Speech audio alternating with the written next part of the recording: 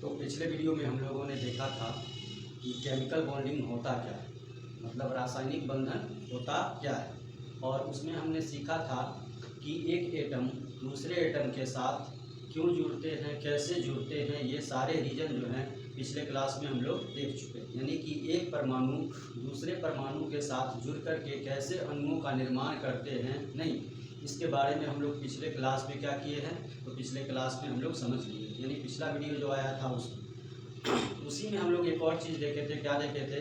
तो हम लोग देखे थे रासायनिक बंधन के इलेक्ट्रॉनिक सिद्धांत। और ये सिद्धांत दिया किसके द्वारा गया था? तो लेविस और कौशल के द्वारा। उन्होंने क्या बताया था इसके बारे में? तो उन्होंने बताया था कि एक एटम दूसरे एटम के साथ जुड़ कर के अणु का जो निर्माण करते हैं, क्यों करते हैं अणु का निर्माण? तो वो अपने संयोजी सेल में यानी वैलेंस सेल में अष्टक पूरा करने के लिए, यानी ऑक्टेट पूरा करने के लिए।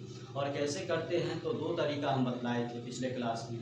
एक तरीका होता है इलेक्ट्रॉन के त्याग या ग्रहण से, यानी कि इलेक्ट्रॉन के लॉस और गेन से, और दूसरा क्या होता है? तो इलेक्ट्रॉन के साझेदारी से। नहीं, तो ये पिछले क्लास में हम लोगों ने समझा है कि ये कैसे होता है। उसके बाद जो है पिछले क्लास में हम एक चीज़ और देखे थे। क्या देखे थे? तो वैलेंस इलेक्ट्रॉन।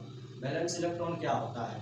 तो यदि आप लोगों को केमिकल बॉन्डिंग चैप्टर खूब अच्छे से समझना है, तो केमिकल बॉन्डिंग चैप्टर को समझने के लिए सबसे ज़रूरी क्या है? तो आपको जो है कम से कम 20 तक, यानी कि 20 तक तत्वों के संयोजी इलेक्ट्रॉन को याद रखना पड़ेगा। जैसे हाइड्रोजन, यानी कि हाइड्रोजन का संयोजी इलेक्ट्रॉन कितना होता है, हीलियम का कितना होता है, लिथियम का कितना होता है, बेरिलियम का कितना होता है संयोजी इलेक्ट्रॉन, ये याद रखना पड़ेगा। और ये मैंने क्या किया है, तो पिछले क्लास में आप लोगों को नोट भी करवा दिया है, तो आप उसको देख लें अच्छे से, क्योंकि बिना देखे हुए जो है यानी कि आपको आगे बॉन्डिंग समझ में नहीं आएगा। उसके बाद वहीं पर हम उसके बाद वैलेंसी भी बताए थे कि वैलेंसी क्या होता है। तो वैलेंस इलेक्ट्रॉन वाला ही इलेक्ट्रॉन होता है जो कि बॉन्ड फॉर्मेशन में क्या करता है? भाग लेता है। तो जो इलेक्ट्रॉन क्या करता है?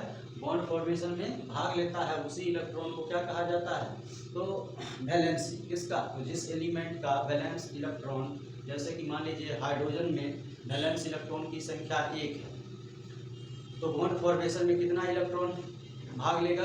तो एक ही इलेक्ट्रॉन भाग लेगा, तो उसका वैलेंसी भी कितना हो जाएगा? तो एक ही हो जाएगा। सोडियम का देखेंगे तो सोडियम का वैलेंस इलेक्ट्रॉन कितना होता है? तो 1 होता है। नहीं, तो कितना इलेक्ट्रॉन जो है बॉन्ड फॉर्मेशन में भाग लेगा, यानी दूसरे परमाणु के साथ जुड़कर बंधन बनाने में भाग लेगा, तो एक ही इलेक्ट्रॉन भाग लेगा। तो एक बार और इसको हम लोग समझ लेते हैं, वैलेंसी और वैलेंस इलेक्ट्रॉन को। उसके बाद जो है सो हम लोग बॉन्ड को देखेंगे कि बॉन्ड कितने टाइप के होते हैं। ठीक है, तो जैसे कि इस कॉन्सेप्ट को थोड़ा सा क्लियर कर लेते हैं। जैसे मान लीजिए हाइड्रोजन, ठीक है, तो हाइड्रोजन का वैलेंस इलेक्ट्रॉन यानी कि संयोजी इलेक्ट्रॉन कितना होता है? 1। यानी कि इसके बाहरी कक्षा में एक ही संयोजी इलेक्ट्रॉन होते हैं। तो बाहरी कक्षा में एक ही संयोजी इलेक्ट्रॉन एक ही इलेक्ट्रॉन होते हैं।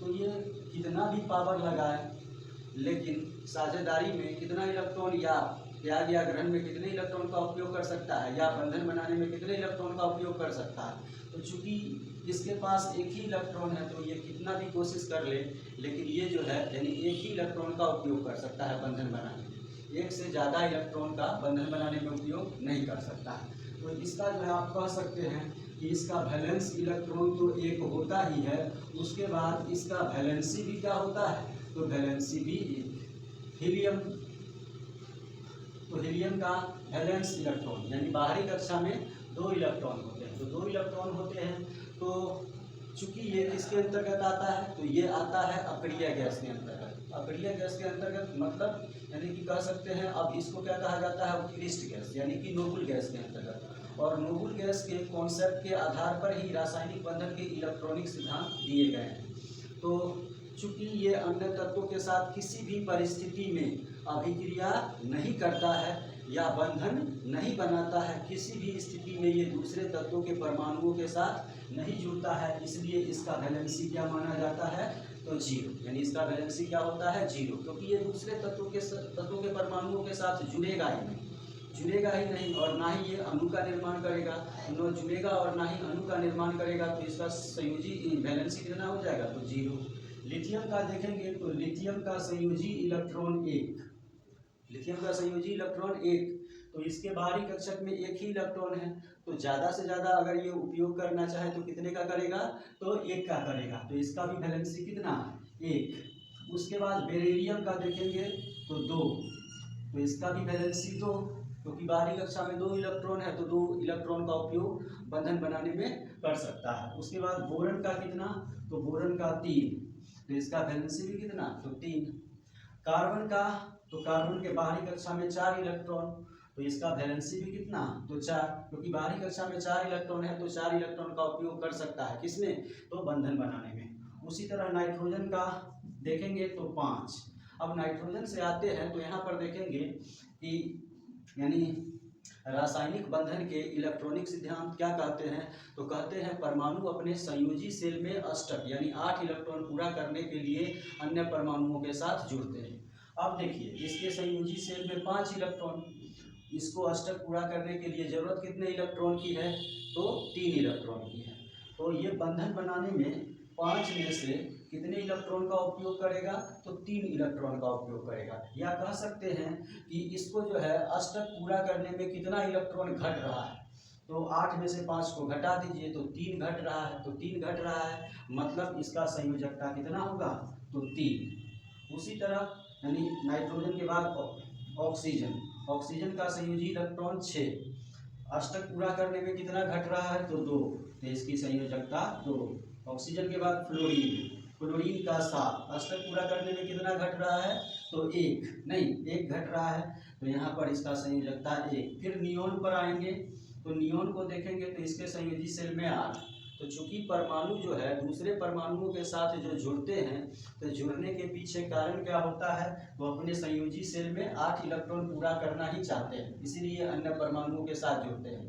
तो इसके संयोजी सेल में तो ऑलरेडी कितना इलेक्ट्रॉन है, तो 8 इलेक्ट्रॉन है, तो इसके संयोजी सेल में ऑलरेडी 8 इलेक्ट्रॉन है, तो ये जो है न तो इलेक्ट्रॉन का त्याग करेगा, ना ही ग्रहण करेगा, ना ही किसी के साथ साझेदारी करेगा, तो इसकी संयोजकता कितनी हो जाएगी, तो 0 नहीं। और ये जो वैलेंसी हम देख रहे हैं यही 2 कंडीशन के आधार पर देख रहे हैं, या तो परमाणु इलेक्ट्रॉन का त्याग करेगा या ग्रहण करेगा, या तीसरा तरीका क्या है, या साझेदारी करेगा नहीं, और उसी आधार पर ये वैलेंसी हम कैलकुलेट करते जा रहे हैं।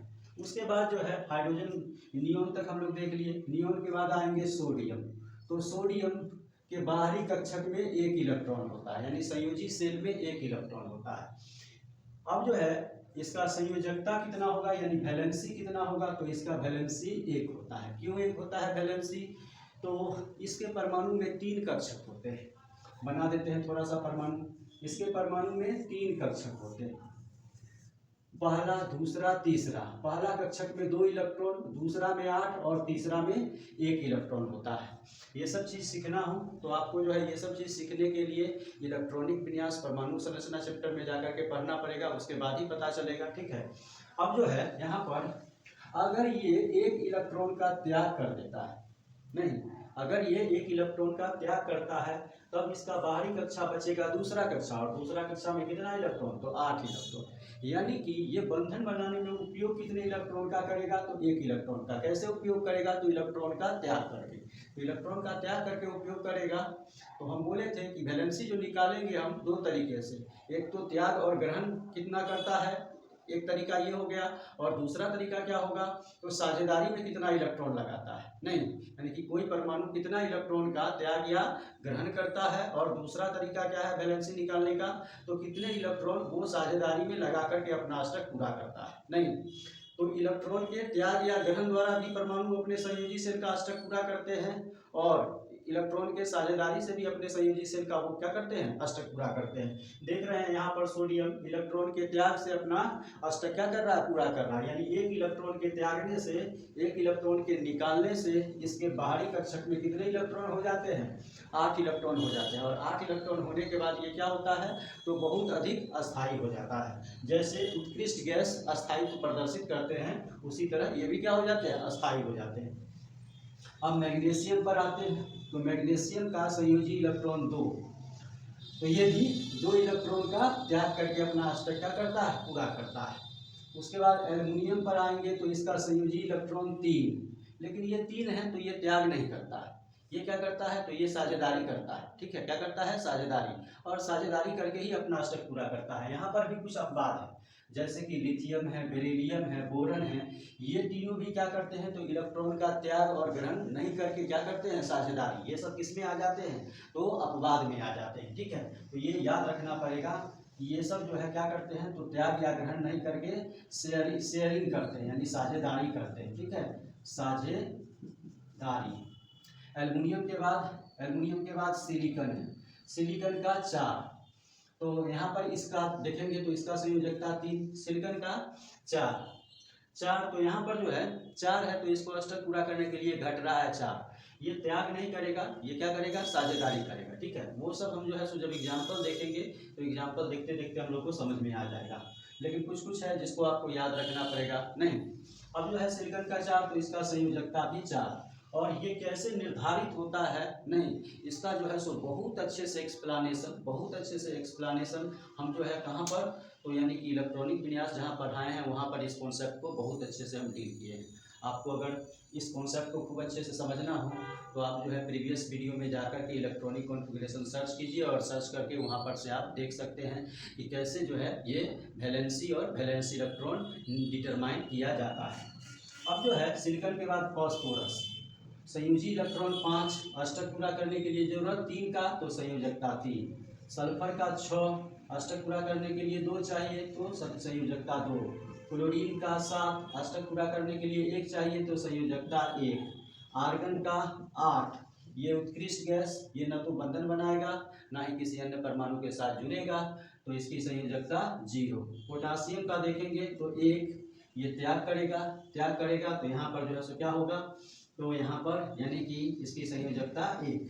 कैल्शियम का देखेंगे तो संयोजी सेल में 2 इलेक्ट्रॉन, तो इसकी संयोजकता 2, नहीं, संयोजकता 2, यानी कि यहाँ पर जो है इसका कारण और होता है। कारण क्या होता है, तो यहाँ परमाणु का आकार बहुत छोटा है, तो इलेक्ट्रॉन सब जो है नाभिक के बहुत करीब रहते हैं। नाभिक के बहुत करीब होने के कारण इनमें जो है सो त्याग करने की प्रवृत्ति नहीं पाई जाती है, यानी कि इससे अगर इलेक्ट्रॉन को बाहर निकालना होगा तो निकालने के लिए बहुत अधिक ऊर्जा की आवश्यकता होगी।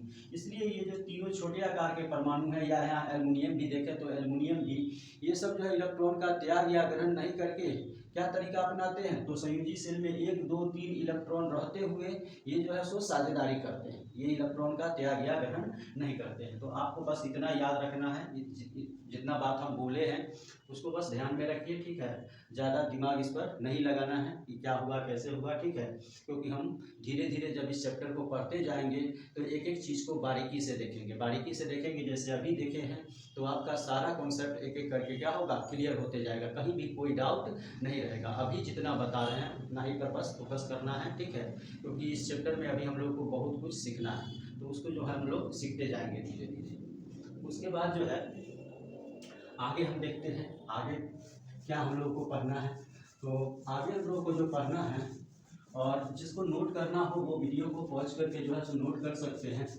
आगे जो हम लोग को देखना है वो है यानी कि बंधन के प्रकार, टाइप्स ऑफ बॉन्ड्स, नहीं, बंधन के प्रकार। तो ये बंधन के प्रकार जो हम लोग देखेंगे किस आधार पर देखेंगे, तो बंधन के प्रकार जो हम लोग देखेंगे, ठीक है, रासायनिक बंधन के इलेक्ट्रॉनिक सिद्धांत के आधार पर। किस आधार पर, तो रासायनिक बंधन के इलेक्ट्रॉनिक सिद्धांत के आधार पर, नहीं, तो यानी कि टाइप्स ऑफ बॉन्ड्स, नहीं, बंधन के प्रकार, किस आधार पर हम लोग को बंधन के प्रकार देखना है, नहीं, तो रासायनिक बंधन के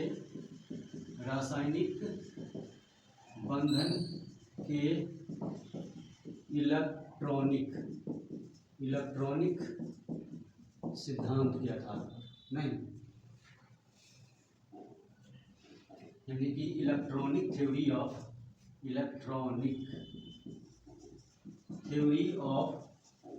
chemical bonding, electronic theory of chemical bonding के आधार पर। और ये दिए थे कौन, तो हम पढ़े हैं, ये लुईस और कौशल के द्वारा दिया गया था, यानी कि लेविस और कौशल के द्वारा दिया गया था। अब जो है मेनली हम लोग को देखना क्या है, तो बंधन के प्रकार, यानी कि परमाणु ए है, ये बी के साथ जुड़ा और जुड़ करके क्या बनाया, तो ए बी बनाया। अब इस ए बी में कौन सा बंधन बना है, तो पहले हम पढ़े हैं लेविस और कौशल के अनुसार कि बंधन बनेगा तो दो तरीके से ही बनेगा, एक बनेगा तो त्याग या ग्रहण से, और दूसरा बनेगा वो कैसे, तो दूसरा बनेगा साझेदारी से। तो मान लो ए और बी के बीच जो बना बंधन है वो त्याग या ग्रहण से है, तो उस बंधन को क्या कहा जाएगा, या ए और बी के बीच बना बंधन साझेदारी द्वारा है, तो वो बंधन क्या कहलाएगा, उसी को हम लोगों को क्या करना है, जानना है। किस में जानना है, तो बंधन के प्रकार में जानना है।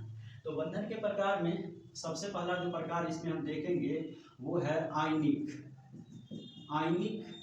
या इसको वैद्युत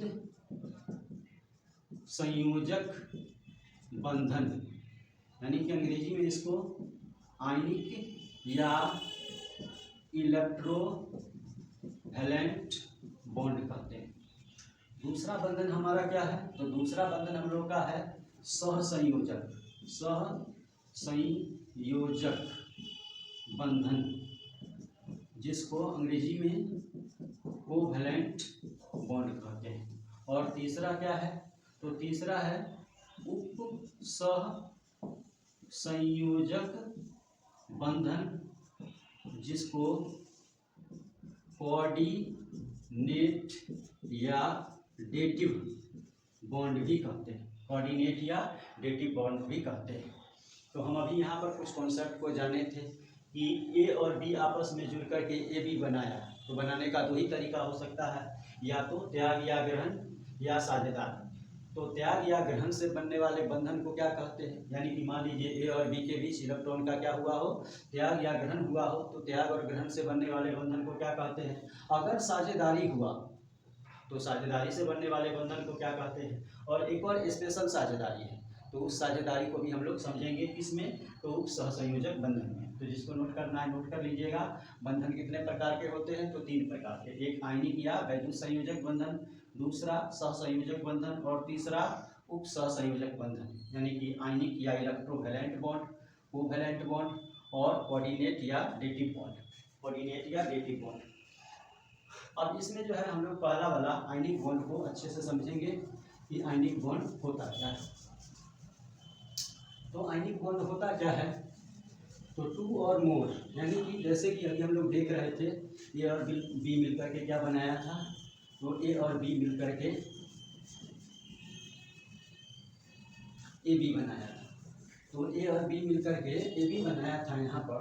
तो ए और बी के बीच कौन सा बॉन्ड बना था, नहीं कौन सा बॉन्ड बना था, तो सबसे पहला हम लोग का कौन सा है, तो सबसे पहला यहाँ पर हम लोग को समझना है, नहीं सबसे पहले आयनिक बॉन्ड, कौन सा, आयनिक बॉन्ड। तो आयनिक बंधन, आयनिक बॉन्ड किसको कहते हैं, तो आयनिक बॉन्ड को हम लोग थोड़ा सा जानते हैं कि आयनिक बॉन्ड किसको कहा जाता है, ठीक है।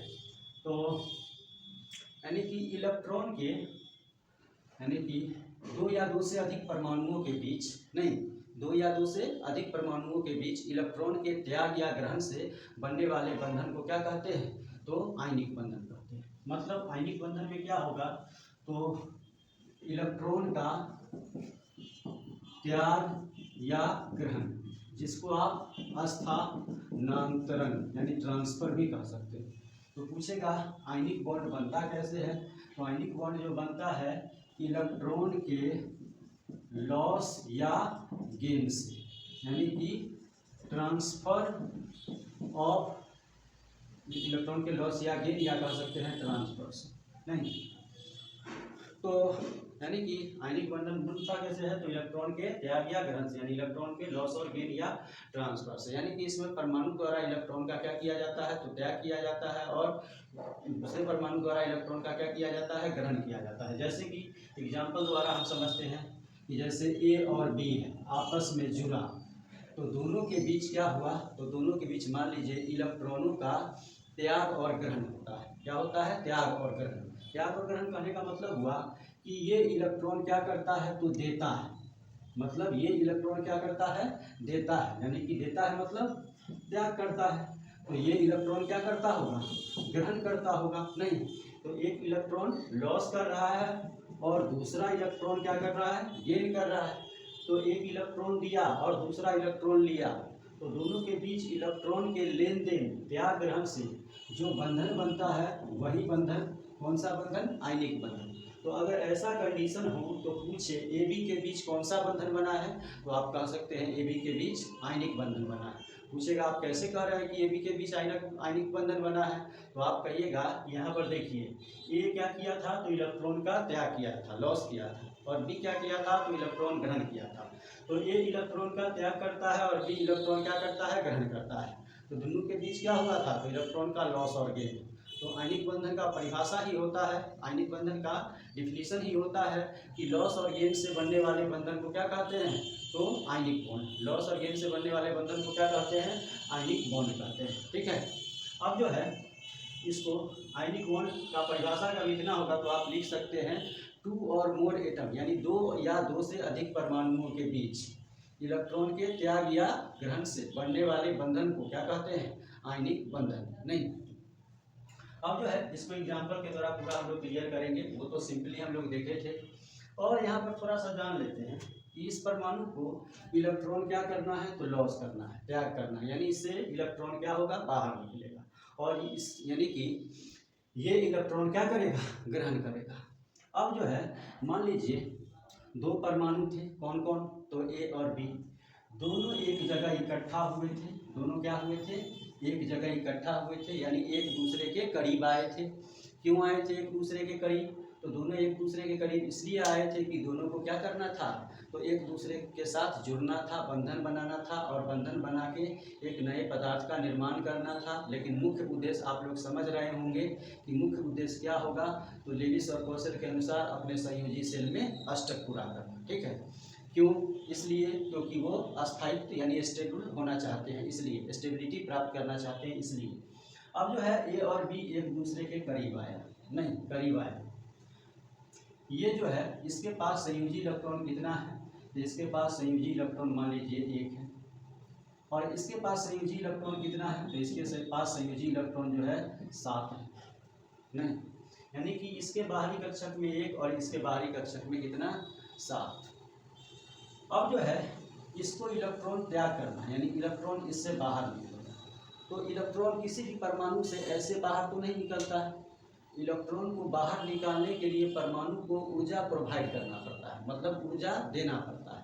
इसको इस तरह समझिए कि इसके पास 7 को संयोजी इलेक्ट्रॉन और इसके पास 1 संयोजी इलेक्ट्रॉन। इसको अगर एक इलेक्ट्रॉन मिल जाए तो बाहरी कक्षा में 7 इलेक्ट्रॉन है, इसका अष्टक क्या होगा, पूरा हो जाएगा, नहीं। और इसके पास एक बेकार इलेक्ट्रॉन है जिसका कोई यूज नहीं है, लेकिन है तो इसके परमाणु में, यानी कि इस परमाणु से अगर इस इलेक्ट्रॉन को बाहर निकालना होगा तो बाहर निकालने के लिए यानी कि इसको कुछ ना कुछ उस इलेक्ट्रॉन के बदले देना पड़ेगा। जैसे कि आपको दुकान से कोई सामान खरीदना रहता है तो दुकान में जाते हैं तो दुकान वाले से जो सामान आपको ज़रूरत है सीधे वो उससे आप नहीं मांग सकते। अगर मांगिएगा तो दे तो देगा, लेकिन देने के बदले वो आपसे कुछ ना कुछ चार्ज करेगा, ठीक है। जैसे मान लीजिए एक पेन खरीदना है तो दुकानदार को कहिएगा लाइए हमको पेन का ज़रूरत है, तो पेन आपको वो दे देगा, तो नहीं देगा, कहेगा ठीक है ये कौन सा पेन चाहिए, तो ये पेन चाहिए, ठीक है इसका 10 रुपया लगेगा। आप उसको 10 रुपया दीजिएगा तभी वो आपको वो पेन देगा, अदरवाइज वो आपको पेन नहीं देगा। तो उसी तरह यहाँ पर भी है कि इसके पास एक संयोजी इलेक्ट्रॉन है, यानी कि इसकी प्रवृत्ति है इलेक्ट्रॉन त्याग करने की, ये चाहता है, लेकिन ये इलेक्ट्रॉन जो है इसके परमाणु से बंधे, इसके परमाणु में नाभिक से बंधे हुए हैं या जुड़े हुए हैं। तो इस इलेक्ट्रॉन को अगर बाहर निकालना होगा तो बाहर निकालने के लिए इसको कुछ ऊर्जा देना पड़ेगा, इसको कुछ ऊर्जा क्या करना पड़ेगा, देना पड़ेगा। तो यहाँ पर जो है यानी कि ऊर्जा क्या होगा, तो ऊर्जा जो है यहाँ पर ऐड होगा, नहीं ऊर्जा यहाँ पर क्या होगा, ऐड होगा। ऊर्जा दीजिएगा फटाक से ये इलेक्ट्रॉन निकाल करके आपको क्या करेगा, दे देगा। अब जो है ये ऊर्जा मिला, इसको ऊर्जा मिला तो ये फटाक से इलेक्ट्रॉन निकाल के क्या किया, तो दे दिया। तो यहाँ पर इलेक्ट्रॉन दिया तो ये इलेक्ट्रॉन ये एटम क्या किया, तो ले लिया, नहीं ले लिया। अब जो है यानी कि मान लीजिए यहाँ पर कोई ऐसा एटम आ जाए जिसको ये इलेक्ट्रॉन दे, लेकिन ये इलेक्ट्रॉन लेना ही नहीं चाहे, कहे कि नहीं हम इलेक्ट्रॉन नहीं लेंगे, हमको इलेक्ट्रॉन का जरूरत नहीं है, हम इलेक्ट्रॉन नहीं लेना चाहते हैं। तो यहाँ पर भी जो है सामने वाला जो परमाणु है उसमें भी प्रवृत्ति होनी चाहिए कि वो इलेक्ट्रॉन लेना चाह रहा, तब ये उसको इलेक्ट्रॉन दिया जाता है, सबको इलेक्ट्रॉन नहीं दिया जाता है। तो यहाँ पर इलेक्ट्रॉन को बाहर निकालने के लिए जो ऊर्जा लगता है उस ऊर्जा का नाम है आयनन ऊर्जा। क्या है? आयनन ऊर्जा। और ये इलेक्ट्रॉन जब लेता है, जैसे आपने पेन लिया तो पेन के बदले क्या दिया? पैसा दिया। तो जैसे ही ये इलेक्ट्रॉन लेता है और चूंकि इसको इलेक्ट्रॉन का जरूरत था तो यहाँ पर ये ऊर्जा क्या करता है? बाहर निकालता है। तो इस ऊर्जा, यहाँ पर ऊर्जा माइनस होती है यानी बाहर निकलती है, तो इस ऊर्जा को जो है सो इलेक्ट्रॉन बंधुता कहते हैं। क्या कहते हैं? इलेक्ट्रॉन बंधुता कहते हैं। ठीक है, इस दोनों को अच्छे से समझना हो तो तीसरा चैप्टर में यानी तत्वों के वर्गीकरण में बताया गया है आयनन ऊर्जा और इलेक्ट्रॉन बंधुता के बारे में कि क्या होता है। यानी किसी भी गैसीय उदासीन परमाणु से इलेक्ट्रॉन को बाहर निकालने में जितनी ऊर्जा लगती है उसी ऊर्जा को क्या कहते हैं? आयनन ऊर्जा। और किसी परमाणु में इलेक्ट्रॉन को, गैसीय उदासीन परमाणु में इलेक्ट्रॉन को प्रवेश कराने में जितनी मात्रा में ऊर्जा उत्सर्जित या अवशोषित होती है, तो यहाँ पर कंडीशन 2 हो जाते हैं। यहाँ पर कंडीशन कितने हो जाते हैं? 2, यानी कि ऊर्जा उत्सर्जित भी होती है और अवशोषित। अभी ऊर्जा क्या हुई है? उत्सर्जित, क्योंकि इसको इलेक्ट्रॉन का क्या है? जरूरत है, इसलिए ऊर्जा क्या हुई है? उत्सर्जित। लेकिन जहाँ पर इलेक्ट्रॉन का जरूरत नहीं होगा और ज़बरदस्ती हम उसको देंगे इलेक्ट्रॉन, तो उस इलेक्ट्रॉन के रख रखाव में सिंपली समझिए जितना खर्च होगा वो हमसे मांगेगा, तो उस कंडीशन में वो ऊर्जा क्या हो जाएगा? तो धनात्मक, यानी इलेक्ट्रॉन भी दीजिए उसको और ऊपर से उसको ऊर्जा भी दीजिए, तभी वो इस इलेक्ट्रॉन को रखेगा, अदरवाइज नहीं रखेगा। इलेक्ट्रॉन बंधुता का मान धनात्मक और ऋणात्मक भी होता है। ठीक है, धनात्मक और ऋणात्मक, और दोनों क्या है? ऊर्जा के ही मान है। तो यानी आयनिक बंधन के लिए 2 कंडीशन होता है कि एक परमाणु के आयनन ऊर्जा यानी इलेक्ट्रॉन को बाहर निकालने वाले ऊर्जा का मान क्या होना चाहिए? तो निम्न होना चाहिए। नहीं, यानी कि आयनन ऊर्जा का मान क्या होना चाहिए? निम्न होना चाहिए। और इलेक्ट्रॉन बंधुता, तो दूसरे परमाणु के इलेक्ट्रॉन बंधुता का मान उच्च होना चाहिए। नहीं, यानी कि त्याग करने वाला जो परमाणु है उसको आसानी से इलेक्ट्रॉन का त्याग कर दे। तो आयनन ऊर्जा मतलब यहाँ पर समझ रहे थे हम लोग, थोड़ा सा जान भी लेते हैं इसमें कि आयनन ऊर्जा का मतलब क्या होगा। तो आयनन ऊर्जा का मतलब हुआ परमाणु से इलेक्ट्रॉन को बाहर निकालने में लगने वाला ऊर्जा। और इलेक्ट्रॉन बंधुता, तो इलेक्ट्रॉन बंधुता को कह सकते हैं परमाणु में इलेक्ट्रॉन को प्रवेश कराने पर उत्सर्जित ऊर्जा। और यहाँ पर हम बताए भी थे कि ये जो है उत्सर्जित भी हो सकता है और अवशोषित भी हो सकता है, वो डिपेंड करेगा कि परमाणु किस प्रकार का है, यानी उसमें प्रवृत्ति कैसी है, इलेक्ट्रॉन ग्रहण करने वाली प्रवृत्ति है या इलेक्ट्रॉन त्याग करने वाली प्रवृत्ति है। उस आधार पर डिपेंड करेगा कि उत्सर्जित होगा या अवशोषित। और उत्सर्जित होगा तो इलेक्ट्रॉन बंधुता का मान यानी कि इस ऊर्जा का मान जो है ऋणात्मक होगा, और अवशोषित होगा तब इस ऊर्जा का मान क्या होगा? धनात्मक होगा। ठीक है, तो यानी इलेक्ट्रॉन का त्याग करने वाले परमाणु को आसानी से इलेक्ट्रॉन का त्याग कर देना चाहिए। और दूसरे परमाणु के साथ क्या कंडीशन है? तो दूसरे परमाणु में इलेक्ट्रॉन ग्रहण करने की प्रवृत्ति भी उतनी ही अधिक होनी चाहिए, यानी वो आसानी से इलेक्ट्रॉन क्या कर ले? तो ग्रहण कर ले, यानी उसको इलेक्ट्रॉन दिए तो वो इलेक्ट्रॉन ग्रहण कर ले। तो आयनिक बंधन का कॉन्सेप्ट था कि इलेक्ट्रॉन के त्याग या ग्रहण से बनने वाले बंधन को क्या कहते हैं? आयनिक बंधन। अब इसको बारी बारी से हम लोग जो है सो एग्जाम्पल द्वारा समझेंगे। और कंडीशन हम लोग यहाँ पर जान लिए। क्या जान लिए? तो यानी एक परमाणु की आयनन ऊर्जा निम्न और दूसरे परमाणु की इलेक्ट्रॉन बंधुता क्या होनी चाहिए? उच्च होनी चाहिए, तब ये 2 परमाणुओं के बीच आयनिक बंधन बनेगा, अदरवाइज आयनिक बंधन नहीं बनेगा। अब जो है कौन कौन ऐसे अणु या यौगिक हैं जिसमें आयनिक बंधन बनता है उसको हम लोग समझेंगे। ठीक है, जैसे कि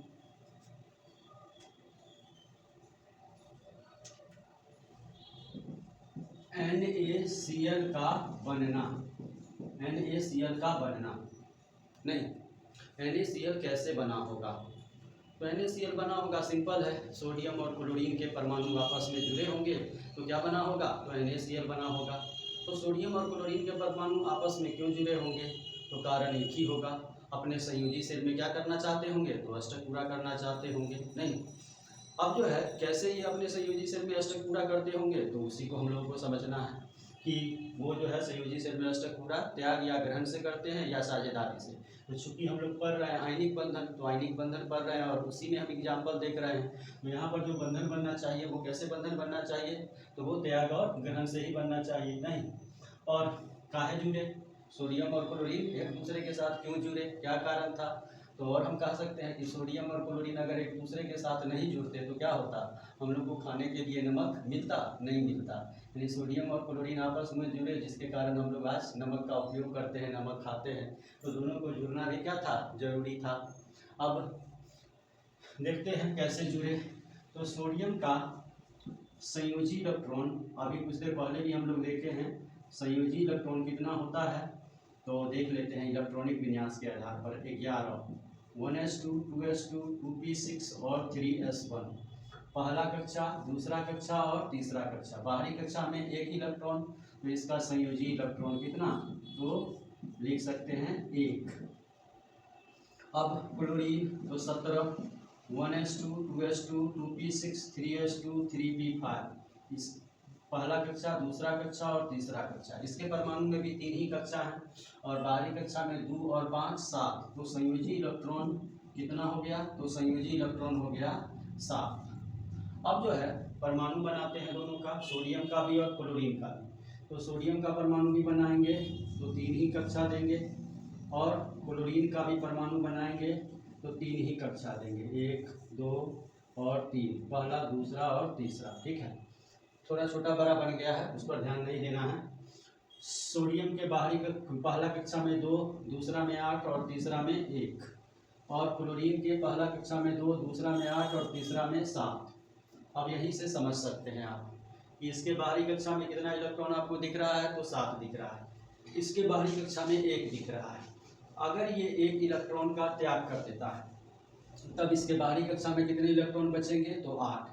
और अगर इसको 1 इलेक्ट्रॉन मिल जाता है तो 7 1 8, यानी इसका भी अष्टक पूरा और इसका भी अष्टक पूरा। दोनों का अष्टक पूरा। अष्टक जब ये पूरा होगा दोनों स्टेबल हो जाएंगे। नहीं, दोनों स्टेबल हो जाएंगे।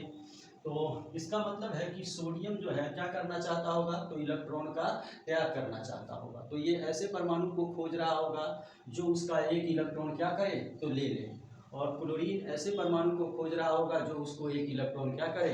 दे दे। अब जो है मान लीजिए दोनों 2 जगह से चलता है, नहीं, यानी कि एक का घर कहीं और है, एक का घर कहीं और है, नहीं, तो दोनों 2 जगह से चलता है। किस खोज में? तो आप समझ रहे होंगे कि सोडियम के दिमाग में क्या होगा? तो सोडियम के दिमाग में होगा या सोडियम का जो खोज होगा क्या होगा? तो ऐसे परमाणु को खोज रहा होगा जो उसका 1 इलेक्ट्रॉन ले ले।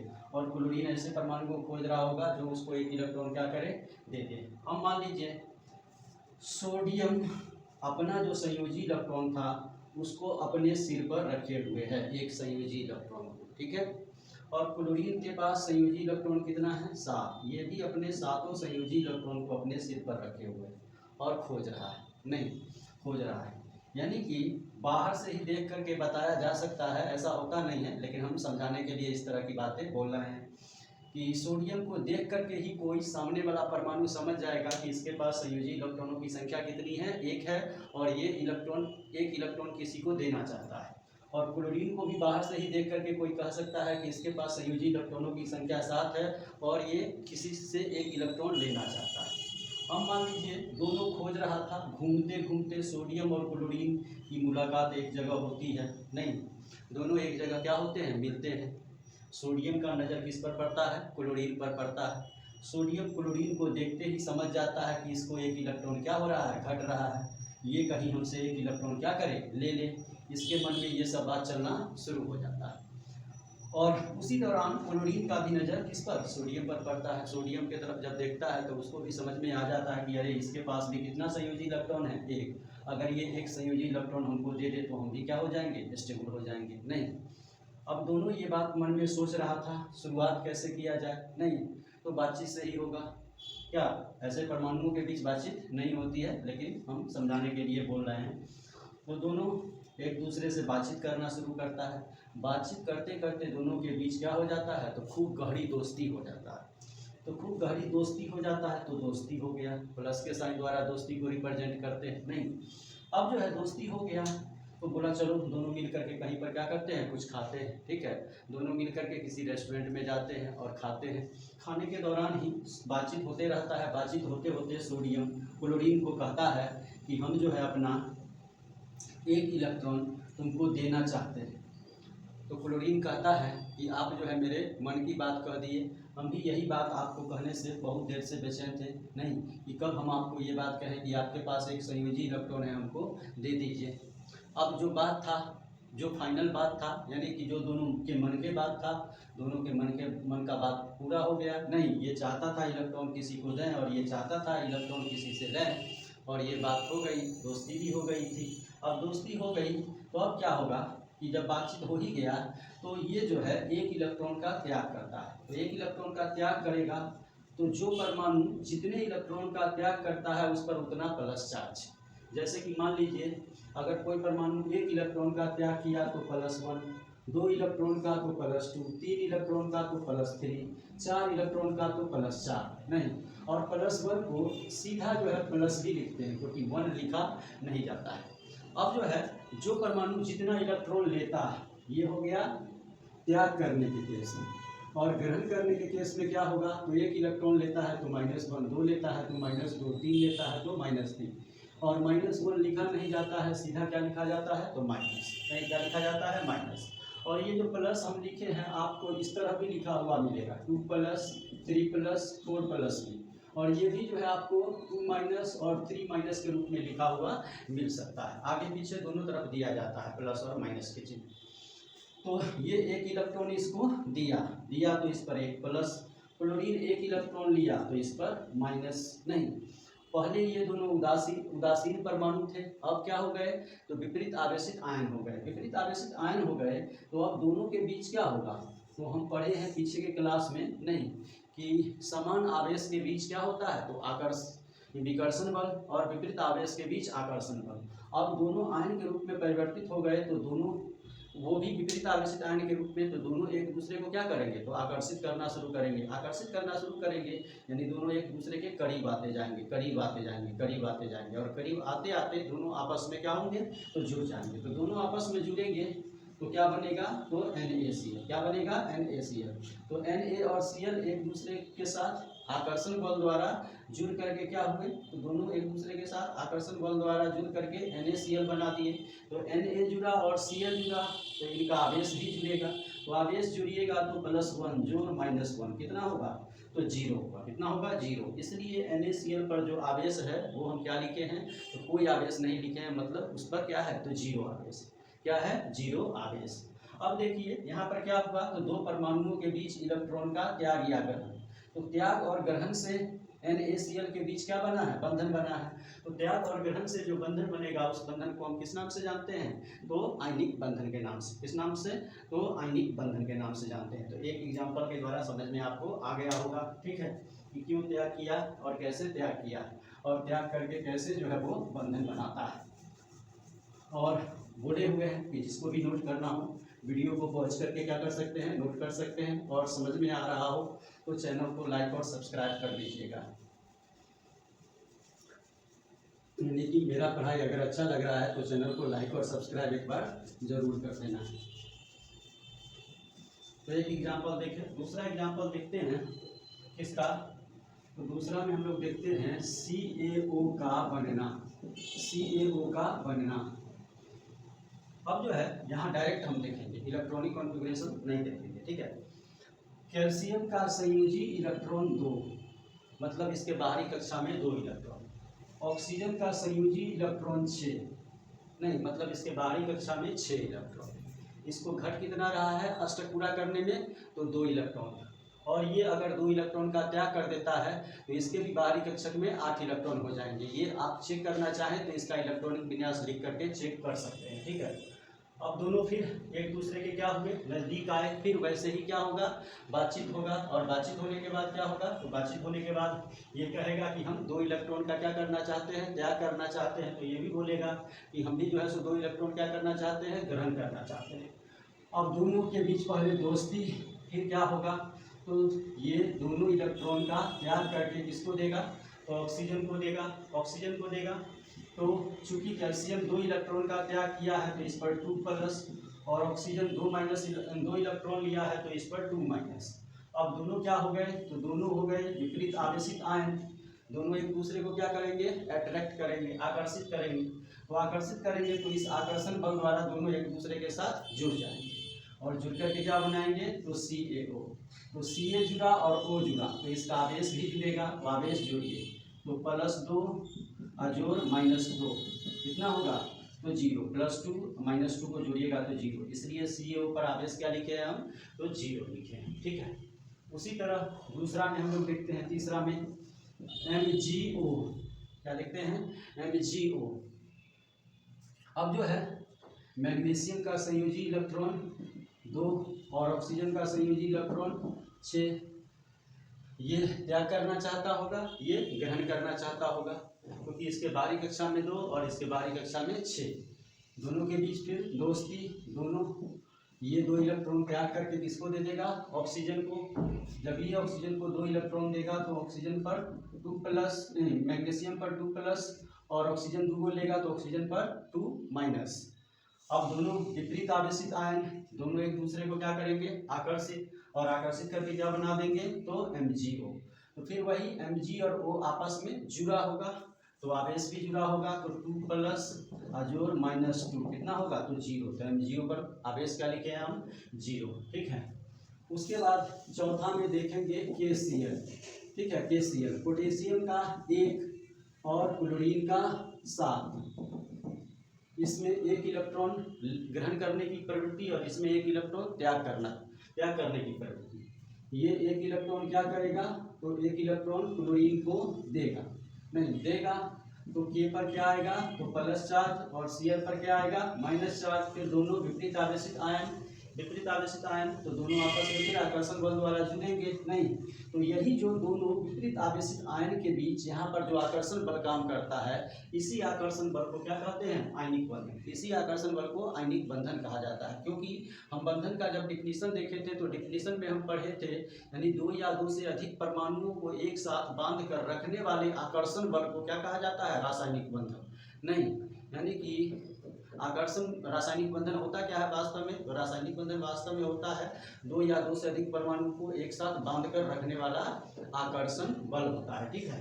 तो जब ये विपरीत आवेशित आयन के रूप में ये बदलते हैं तो दोनों के बीच क्या होता है, आकर्षण बल काम करना शुरू कर देता है, और इसी आकर्षण बल के कारण दोनों आपस में क्या होते हैं, जुड़ते हैं, और जुड़ करके क्या बना देते हैं, KCl। आवेश भी जोड़ दीजिए, +1 अजोर -1 कितना होगा, तो 0, यानी कि पूरे पर आवेश क्या आ गया, 0। तो हम इस पर कोई आवेश नहीं दिए हैं, तो इसका मतलब ये 0 आवेश। उसी तरह पांचवा में देखते हैं CaCl2 का बनना। CaCl2 का बनना, CaCl2 कैसे बना होगा, नहीं। अब कैल्शियम का संयोजी इलेक्ट्रॉन कितना, तो 2, और इसके पास पहुंचता कौन है, तो इसके पास पहुंचता है एक क्लोरीन। कौन पहुंचता है, एक क्लोरीन। क्लोरीन जो है देखता है कि कैल्शियम के पास कितना इलेक्ट्रॉन है त्याग करने के लिए, तो 2 इलेक्ट्रॉन है त्याग करने के लिए। क्लोरीन सोचता है कि अगर इसमें से हमको कैल्शियम 1 इलेक्ट्रॉन दे दे तो हमारा अष्टक क्या होगा, पूरा हो जाएगा। नहीं, तो क्लोरीन कैल्शियम से पूछता है कि आपके पास संयोजी इलेक्ट्रॉनों की संख्या कितनी है, तो 2 है। सो आप उसमें से एक संयोजी इलेक्ट्रॉन हमको दे दीजिए, आपको त्याग ही करना है, हमारा अष्टक क्या हो जाएगा, पूरा हो जाएगा। तो क्या लगता है आपको कि कैल्शियम जो है उसको एक संयोजी इलेक्ट्रॉन दे देगा, तो नहीं देगा। क्यों नहीं देगा कैल्शियम उसको एक संयोजी इलेक्ट्रॉन, तो अगर कैल्शियम एक संयोजी इलेक्ट्रॉन क्लोरीन को देता है तो इसका तो अष्टक पूरा हो जाएगा, लेकिन फिर भी इसके पास 1 इलेक्ट्रॉन बच जाएगा, नहीं, जिसको त्याग करने के बाद ही कैल्शियम का अष्टक क्या हो सकता है, पूरा हो सकता है। तो कैल्शियम उसको मना कर देता है, कहता है कि नहीं, हम तुमको नहीं दे सकते। क्लोरीन इसको बहुत, यानी कि क्या करता है, तो आग्रह करता है, बार बार कहता है कि हमको दे दीजिए।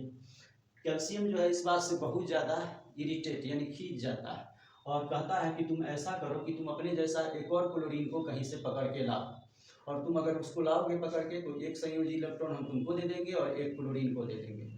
ये क्लोरीन यहाँ से जाने से पहले इस कैल्शियम को बोलता है कि आप यहीं पर रुकिएगा, ठीक है, हम यहाँ पर आएंगे और अपना जो है अपने जैसा एक क्लोरीन को लेके आएंगे, आप हमको भी एक दे दीजिएगा और एक उसको भी दे दीजिएगा।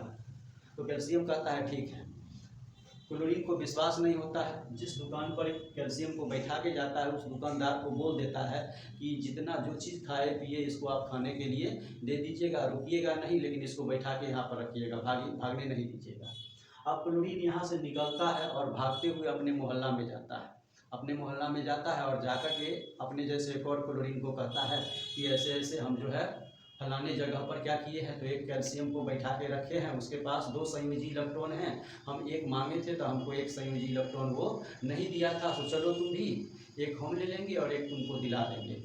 तो वो क्लोरीन कहता है कहीं वो चला गया होगा, तो कहता है नहीं चलो वहाँ पर उसको हम बैठा के आए हैं, वो वहाँ पर रहेगा। अब दोनों क्लोरीन वहाँ से भागे भागे आता है, देखता है कि यहाँ पर जो जिस क्लोरीन को जिस कैल्शियम को वो बैठा के गया था वो कैल्शियम वहाँ पर क्या है, तो बैठा हुआ है। अब जो है यहाँ पर बैठा हुआ है, कहता है ये क्लोरीन आने के बाद कि हम अपने जैसे एक और क्लोरीन को ले आए हैं, अब क्या कीजिए, तो अब हमको इलेक्ट्रॉन दे दीजिए। तो इस कैल्शियम को चूंकि 2 इलेक्ट्रॉन त्याग ही करना था, देना ही था किसी को, तो ये एक इलेक्ट्रॉन इसको दे देता है और एक इलेक्ट्रॉन इसको दे देता है। दे दिया तो यहाँ कैल्शियम पर आवेश कितना आ जाएगा, तो 2+। क्यों 2+ आवेश आएगा, तो क्योंकि वो 2 इलेक्ट्रॉन का त्याग किया है। भले 2 अलग अलग क्लोरीन को दिया है, लेकिन वास्तव में वो त्याग कितने इलेक्ट्रॉनों का किया है, तो 2 इलेक्ट्रॉनों का त्याग किया है, इसलिए उस पर 2+ चार्ज या +2 चार्ज आएगा। और क्लोरीन पर कितना आएगा, तो क्लोरीन पर आएगा -1। क्यों -1 आएगा, तो क्लोरीन जो लिया है इलेक्ट्रॉन वो एक ही लिया है, यानी एक क्लोरीन देखिएगा तो एक ही इलेक्ट्रॉन लिया है, एक से ज़्यादा इलेक्ट्रॉन नहीं लिया है। तो यानी एक इलेक्ट्रॉन लेने वाले क्लोरीनों की संख्या कितनी है, तो एक इलेक्ट्रॉन लेने वाले क्लोरीन परमाणुओं की संख्या 2 है, तो यहाँ पर 2 से गुना कर देंगे। 2 से गुना कर देंगे तो इससे पता चल जाएगा कि 2 क्लोरीन के परमाणु क्या किए हैं, तो एक इलेक्ट्रॉन लिए हैं। अब फिर ये दोनों क्या हो गए, तो विपरीत आवेशित आयन।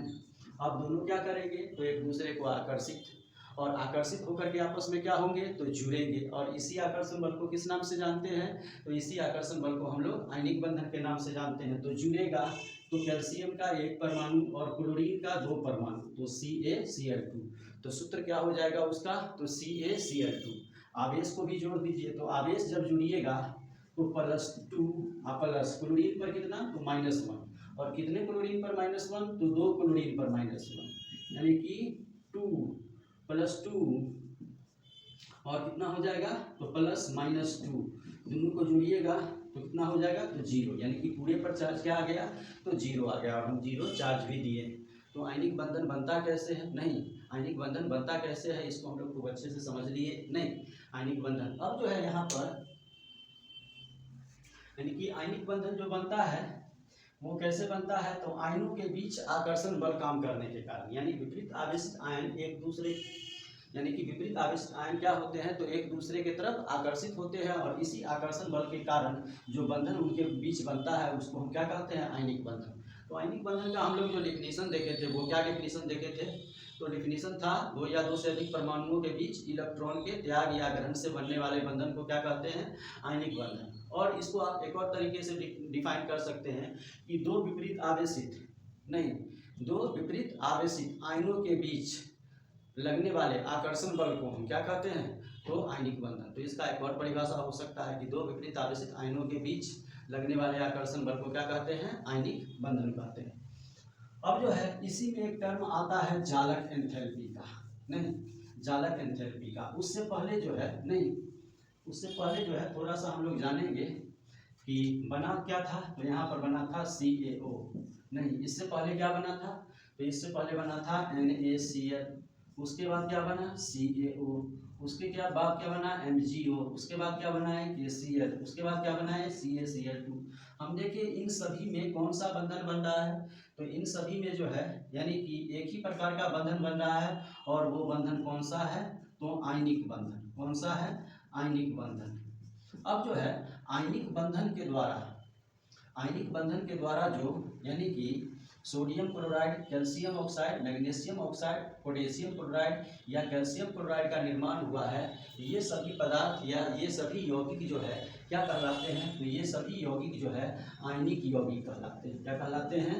आयनिक यौगिक। तो पूछेगा कि आयनिक यौगिक किसको कहते हैं, तो क्या कहिएगा? तो आयनिक बंधन द्वारा बनने वाले यौगिक को, आयनिक बंधन द्वारा बनने वाले यौगिक को क्या कहते हैं? तो आयनिक कंपाउंड। क्या कहते हैं? आयनिक कंपाउंड या आयनिक यौगिक कहते हैं। यानी कि जिस यौगिक में परमाणु सब आपस में किस बंधन द्वारा जुड़े रहते हैं, तो जिसमें परमाणु सब आपस में आयनिक बंधन द्वारा जुड़े रहते हैं, उस यौगिक को हम क्या कहते हैं? आयनिक यौगिक। नहीं, तो ये भी नीचे में पॉइंट नोट करने वाला है, इसको आप लोग नोट कर लीजिएगा। एक और कॉन्सेप्ट है इससे संबंधित, यानी कि वो क्या है? तो हम बोले थे जालक एंथैल्पी, लेकिन जालक एंथैल्पी से पहले हम लोग एक चीज़ जानेंगे, वैद्युत संयोजकता। नहीं, क्या जानेंगे? वैद्युत संयोजकता। तो वैद्युत संयोजकता क्या होता है थोड़ा सा जानते हैं, ठीक है? वैद्युत संयोजकता जिसको क्या कहते हैं? तो इलेक्ट्रोवैलेंसी। जिसको क्या कहते हैं? इलेक्ट्रोवैलेंसी। ठीक है। तो वैद्युत संयोजकता क्या होता है? तो वैद्युत संयोजकता होता है परमाणु द्वारा त्याग या ग्रहण किए गए इलेक्ट्रॉनों की संख्या। नहीं, पूछेगा कि वैद्युत संयोजकता क्या होता है? तो परमाणु द्वारा त्याग या ग्रहण किए गए इलेक्ट्रॉनों की संख्या, यानी कि कोई भी परमाणु कितना इलेक्ट्रॉन का त्याग या ग्रहण करता है, वही उसका क्या कहलाता है? वैद्युत संयोजकता। तो आप सोडियम का पूछेगा कि सोडियम का वैद्युत संयोजकता, नहीं, सोडियम का वैद्युत संयोजकता, वैद्युत संयोजकता कितना होगा? आपसे क्या पूछ रहा है? तो सोडियम का वैद्युत संयोजकता कितना होगा? तो अभी आप लोग देखे ही हैं कि सोडियम कितने इलेक्ट्रॉनों का त्याग किया था? तो सोडियम जो है एक इलेक्ट्रॉन का त्याग किया था। तो सोडियम की वैद्युत संयोजकता एक। ऑक्सीजन की वैद्युत संयोजकता, ऑक्सीजन कितने इलेक्ट्रॉन ग्रहण किया था? तो ये ऑक्सीजन हम देखे हैं अभी बहुत सारा एग्जाम्पल, उसमें 2 इलेक्ट्रॉन ग्रहण किया था। तो ऑक्सीजन की वैद्युत संयोजकता कितनी हो जाएगी? तो 2। ऑक्सीजन की वैद्युत संयोजकता 2।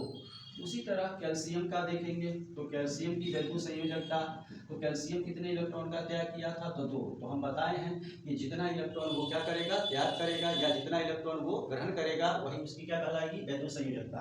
तो कैल्शियम ने 2 इलेक्ट्रॉन का त्याग किया, तो उसकी वैद्युत संयोजकता 2। उसी तरह यानी पोटेशियम का पूछे वैद्युत संयोजकता, तो पोटेशियम का आप कह सकते हैं कितना? तो पोटेशियम ने 1 इलेक्ट्रॉन का त्याग किया था, तो इसका 1। और एक और आप यहाँ पर देख सकते हैं किसका? तो क्लोरीन की वैद्युत संयोजकता। तो क्लोरीन कितने इलेक्ट्रॉन का ग्रहण किया था? तो क्लोरीन 1 इलेक्ट्रॉन का ग्रहण किया था, तो उसकी वैद्युत संयोजकता 1। तो बहुत आसान है, समझ में आ गया होगा। सोडियम ने 1 इलेक्ट्रॉन का त्याग किया, इसलिए उसकी वैद्युत संयोजकता 1। ऑक्सीजन ने 2 इलेक्ट्रॉन ग्रहण किया, इसलिए उसकी वैद्युत संयोजकता 2। कैल्शियम ने 2 इलेक्ट्रॉन का त्याग किया, इसलिए उसकी वैद्युत संयोजकता 2। पोटेशियम ने 1 इलेक्ट्रॉन का त्याग किया, इसलिए उसकी वैद्युत संयोजकता 1। क्लोरीन ने 1 इलेक्ट्रॉन ग्रहण किया, इसलिए उसकी वैद्युत संयोजकता कितनी? तो 1।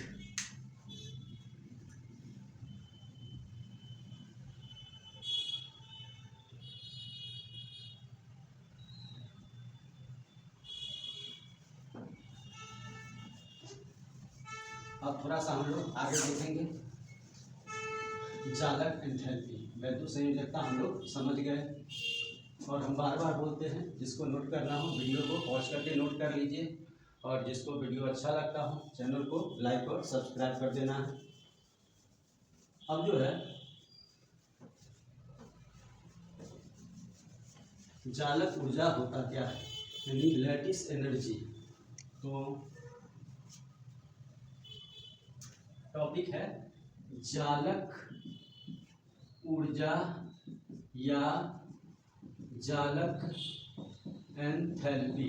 जालक ऊर्जा या जालक एंथैल्पी, अंग्रेजी में इसको लैटिस एनर्जी या लैटिस इंथैल्पी कहते हैं। लैटिस एनर्जी या लैटिस इंथैल्पी। अब ये होता क्या है? तो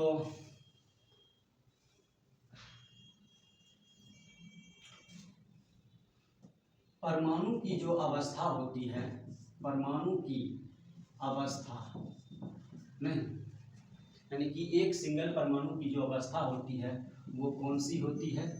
तो गैसीय अवस्था। कौन सी? गैसीय अवस्था। इसका मतलब है कि सोडियम लिखा गया है, परमाणु की जो अवस्था होती है वो कौन सी? गैसीय अवस्था। जैसे पूछेगा सोडियम परमाणु अगर अकेला है, नहीं सिंगल है, तब किस अवस्था में होगा? तो गैसीय अवस्था में।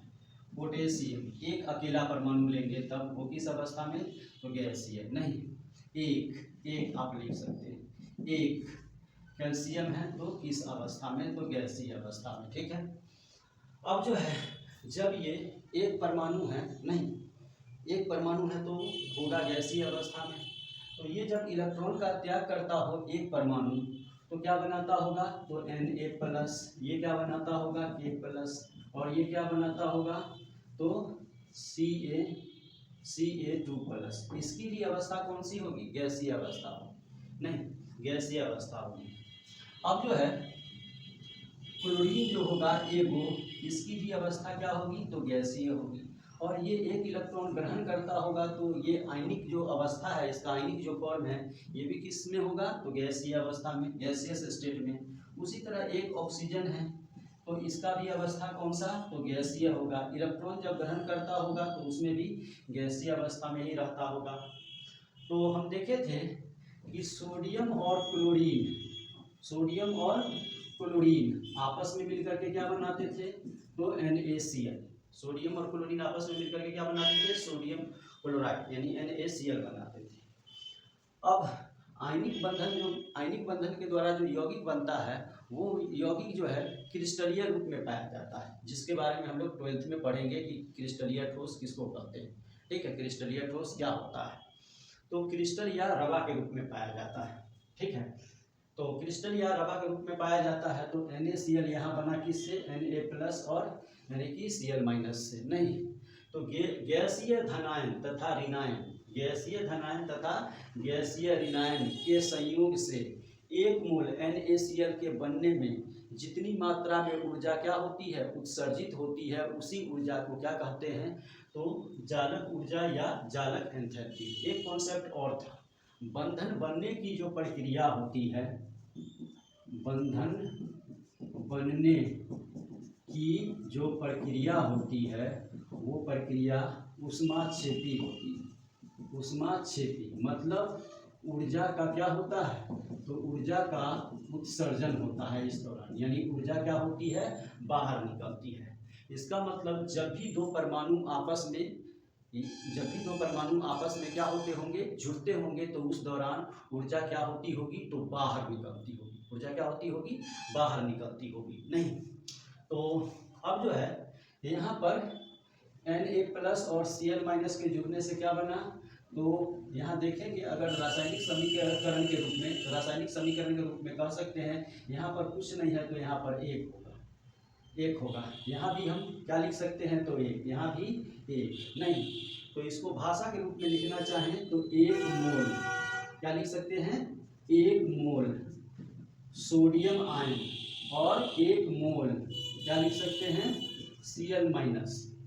दोनों के जुड़ने से क्या बना? तो दोनों के जुड़ने से बना 1 मोल NaCl। तो दोनों जुड़ा मतलब दोनों के बीच क्या हुआ? तो दोनों के बीच बंधन बना। तो दोनों के बीच बंधन बना तो हम बताए हैं बंधन बनने की प्रक्रिया ऊष्माक्षेपी या इसमें ऊर्जा का क्या होता है? उत्सर्जन।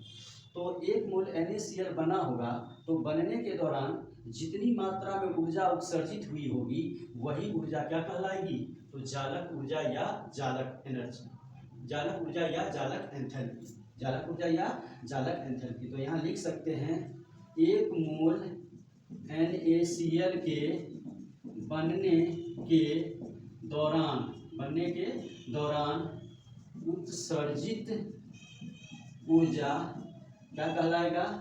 तो जालक ऊर्जा। क्या कहलाएगा? जालक ऊर्जा। और ऊर्जा तो आप जानते होंगे ऊर्जा को किस में मापा जाता है? तो ऊर्जा को जूल या कैलोरी में मापा जाता है। और जूल और कैलोरी में मापते हैं तो और इसमें क्या लेते हैं? तो किलो कैलोरी या किलो जूल, किलो जूल या क्या लेते हैं किलो कैलोरी। क्यों लेते हैं? क्योंकि ऊर्जा का मान बहुत अधिक होता है, तो इस ऊर्जा को व्यक्त करने के लिए क्या करते हैं, तो किलो जूल या किलो कैलोरी में व्यक्त करते हैं। ठीक है, तो थोड़ा सा समझ में आ गया होगा। तो अब जो है सम में हम थोड़ा थोड़ा देख लेते हैं कि जालक एंथैल्पी या जालक ऊर्जा होगा क्या।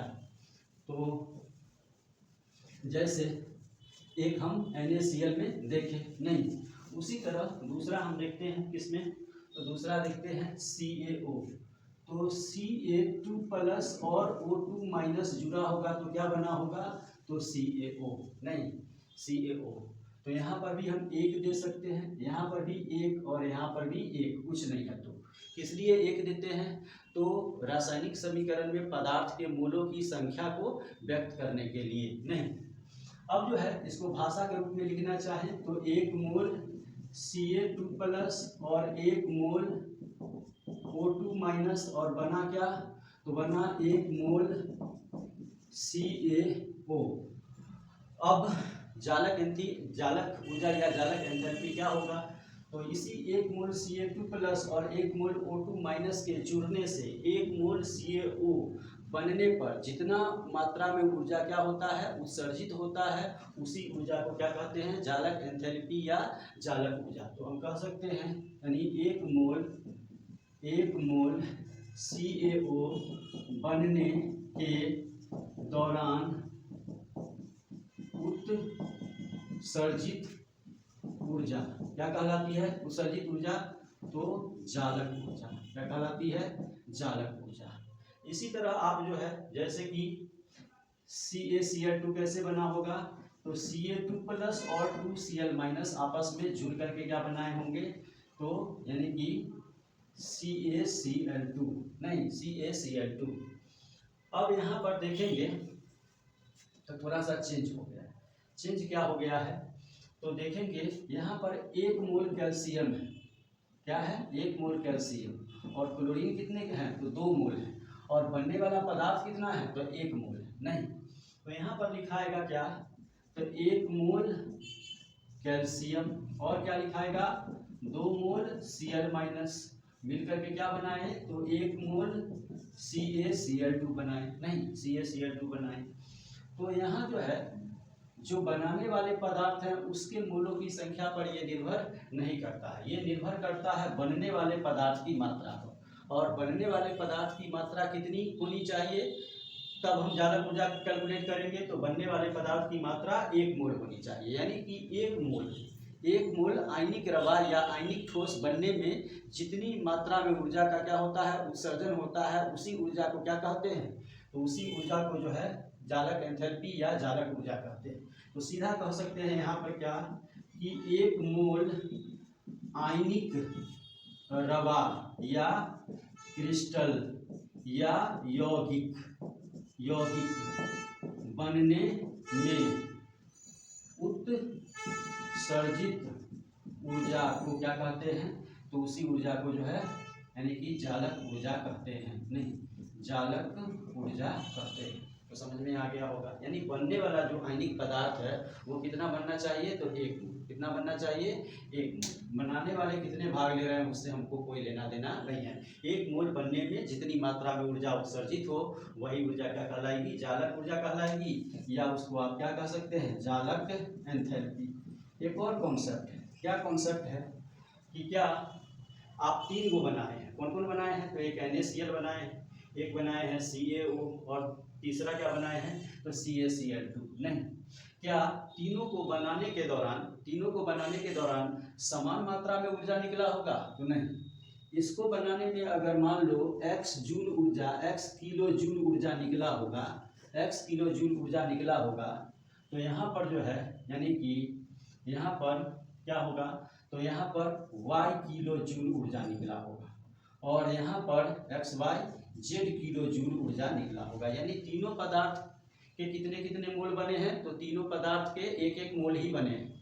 तो तीनों पदार्थ के 1-1 मोल ही बने हैं, लेकिन तीनों पदार्थ के 1-1 मोल बनने में अलग अलग मात्रा में क्या होती है, ऊर्जा उत्सर्जित होती है। तो भिन्न भिन्न पदार्थों के जालक ऊर्जा या जालक एंथैल्पी का मान क्या होता है, तो भिन्न भिन्न होता है, एक समान नहीं होता है। ठीक है, तो समझ में आ गया होगा कि 1 मोल NaCl बनने में और 1 मोल CaO बनने में और 1 मोल CaCl2 बनने में अलग अलग मात्रा में ऊर्जा क्या हुई होगी, तो उत्सर्जित हुई होगी। और सबका चार्ट होता है, इसके जालक एंथैल्पी का मान इतना, इसके जालक एंथैल्पी का मान इतना और इसके जालक एंथैल्पी का मान इतना। ये NCERT के बुक में चार्ट बना के दिया हुआ होगा, या पीछे यानी कि टॉप पीछे जो है लास्ट पेज पर भी उसके जालक एंथैल्पी का मान दिया हुआ हो सकता है, आप उसको देख सकते हैं। आपको पता चल जाएगा कि अलग अलग पदार्थों के जालक एंथैल्पी का मान भी क्या होता है, अलग अलग होता है।